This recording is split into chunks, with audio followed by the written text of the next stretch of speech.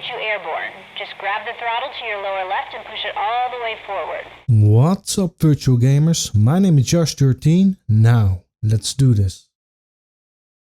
The story about UltraWings is to achieve the goal in front of you. At times it's landing somewhere, what's the task to do, because you can run out of fuel. There are also other challenges, but that later in the video. Before you can do those things, you need a license. These are a couple of missions and a new plane. Getting silver, gold or bronze will transfer into money.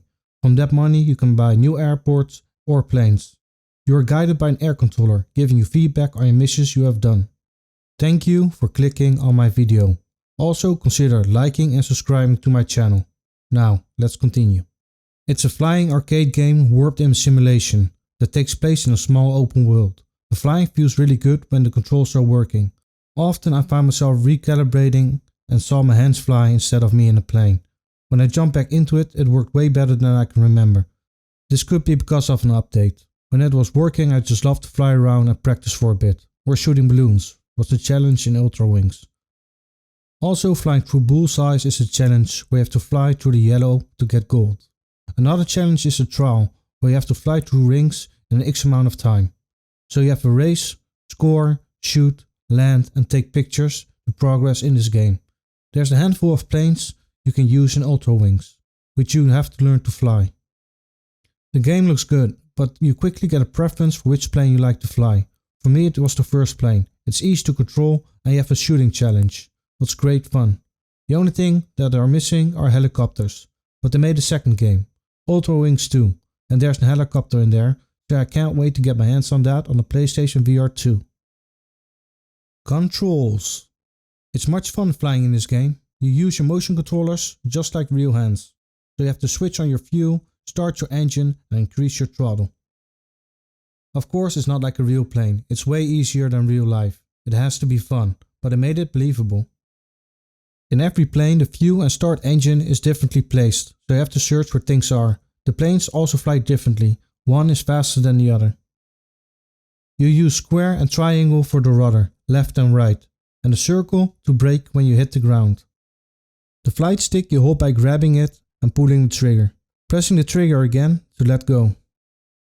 There's a choice you have to make how you want to fly. You can fly in sim mode or arcade mode. Sim mode is way more difficult. Every motion you make will result in the plane to move. In arcade mode they dimmed it down a bit.